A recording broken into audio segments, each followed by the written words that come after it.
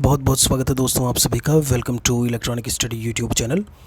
UPTT 2021 के online आवेदन को लेकर के अगर हम बात करें तो अभी भी काफ़ी दिक्कतें समस्याएं जो है वो आप सभी के साथ में, सभी की नहीं, कुछ बच्चों के साथ में जो है वो देखने को मिल रही हैं।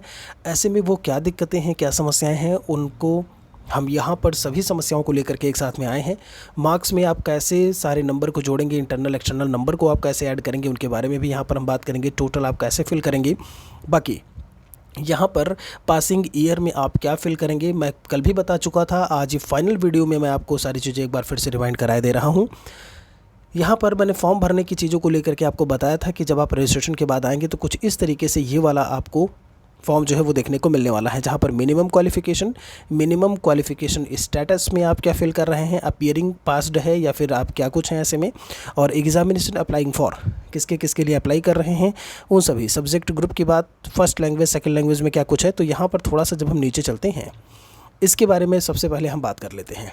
यहाँ पर जब आप डीएलएड या BTC, DElEd previously known as BTC को आप जब सेलेक्ट करेंगे, यहाँ पर ये चीज़ आपका क्या है, बोर्ड या यूनिवर्सिटी, तो मैं बता चुका हूँ कि आपका परीक्षा नियामक प्राधिकारी PARIK जैसे ही लिखेंगे तो आपका परीक्षा नियामक आ जाएगा, उसको सेलेक्ट कर लेना है। उसके बाद पासिंग ईयर, मैं फिर से बोले दे रहा हूँ, पासिंग ईयर ऐसे आप 17 बैच वाले 19 भरेंगे, जो 19 बैच के हैं वो 21 भरेंगे, 18 बैच वाले 20 भरेंगे। लेकिन आपकी मार्कशीट, जैसे कुछ बच्चों की बैक लगी है, वो क्या है, अगर बाद में मार्कशीट जिनकी आई है, जैसे यहाँ पर एक मार्कशीट आज मैंने लगाई हुई है यहाँ पर। अब ये मार्कशीट देखिएगा कब आया हुआ है आपका, ये 22 सितंबर 2020 को रिलीज़ हुआ है। तो आप पासिंग जो ईयर है ऐसे में 2020 लिख सकते हैं, और ये जो मार्कशीट है ये 2017 बैच की है। ठीक है, समझ में आ रहा है। आपके मार्कशीट पर पासिंग लिखा है, आप वही फिल कर दो, आगे बढ़ जाओ। अगर यहाँ पर किसी ने 19 फिल करके, कोई 17 बैच वाला 19 फिल करके आगे बढ़ गया है तो भी उसे परेशान होने की ज़रूरत नहीं है। बाकी आप अपने मार्कशीट पर, मैं सर्टिफिकेट की कहीं भी बात नहीं कर रहा हूं, मैं प्रमाण पत्र की कहीं भी बात नहीं कर रहा हूं, मैं अंक पत्र यानी कि मार्कशीट की बात कर रहा हूं जो इस समय मेरे सामने है। ठीक है, ये जो आप देख पा रहे हो। चलिए, तो ये बात हो गई कि यहाँ पर फिल क्या करना है। उम्मीद करते हैं अब आप समझ गए होंगे ऐसे में। उसके बाद इंटर आपका रोल नंबर किसका है भैया, ठीक है, डाल लोगे आप अच्छी तरीके से मार्कशीट। आपसे कई बच्चे हैं जो यहाँ पर सर्टिफिकेट नंबर को फिल कर रहे हैं।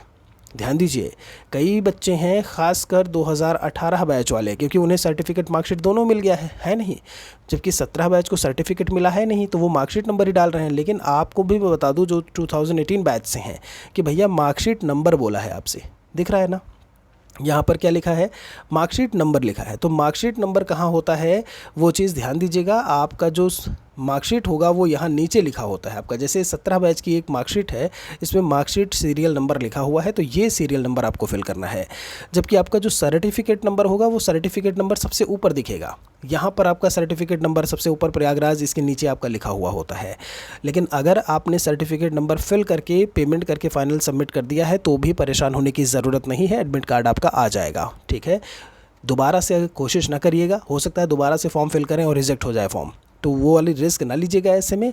बाकी आपके ऊपर है कि आप क्या करते हैं। ठीक है जी, चलिए, ये बात हो गई कि आपका जो है इसमें क्या क्या फिल करना है, वो चीज़ें मैंने आपको बता दी हैं। मार्कशीट नंबर हो गया, टोटल मार्क्स और